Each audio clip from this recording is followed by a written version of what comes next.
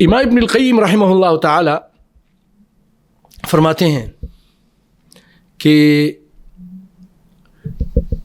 ان میں انہوں نے سب سے پہلے ذکر کیا ہے اسد اللہ و اسد رسولہ، اللہ کے شیر اور رسول کے شیر سید الشہداء حمزہ بن عبد المطلب، نمبر 1 پہلے یہ ہے.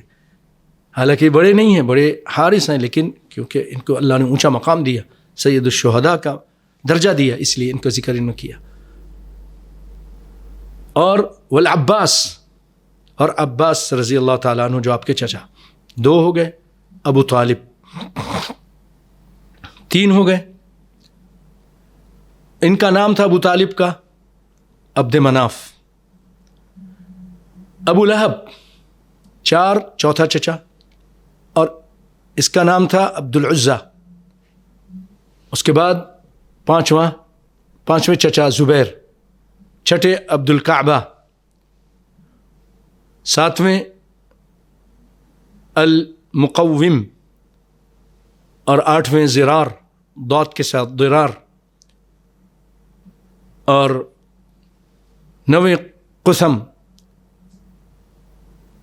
10ویں المغیرہ، 11ویں الغیداق اسمہ مصعب.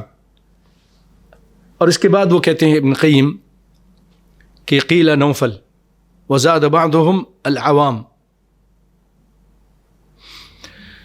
ان سب میں قیلہ سے مطلب یہ ہوتا ہے کہ ایک قول یہ بھی ہے، ضعیف قول ہے. تو 11 تو ابن قیم رحمۃ اللہ علیہ نے ذکر کیا ہے. اور اسی طرح رحمۃ اللہ عالمین ایک بہت زبردست کتاب ہے جس کی اردو میں لکھی گئی، مولانا قاضی سلیمان منصور پوری رحمہ اللہ نے کتاب لکھی، وہ اس کتاب کی اہمیت کی وجہ سے اس کو عربی میں بھی عربی قالب میں ڈھالا گیا، اور بہت زبردست کتاب ہے. اس میں انہوں نے آپ صلی اللہ علیہ وسلم کے 7 چچاؤں کا ذکر کیا ہے.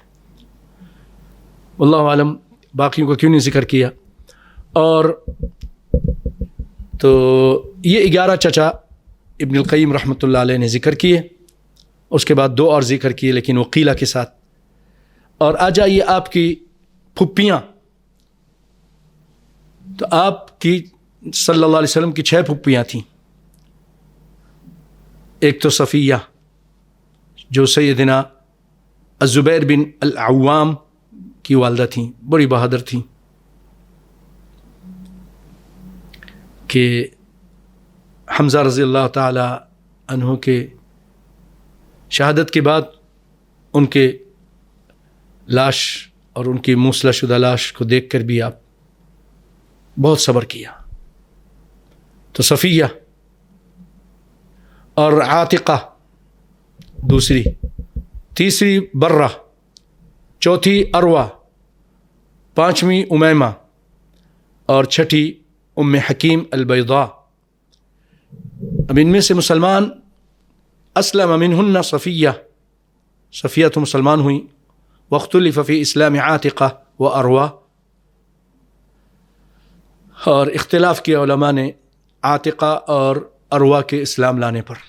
اور صحیح وصح بعضهم اسلام عروہ، اور بعض نے یہ بات صحیح قرار دی کہ عروہ مسلمان ہو گئی تھیں. ان چچاؤں میں جیسے میں نے پہلے آپ کو بتایا، الحارث سب سے بڑے تھے، اور سب سے چھوٹے وہ سیدنا عباس رضی اللہ تعالیٰ عنہ، سب سے چھوٹے چچا تھے آپ کے.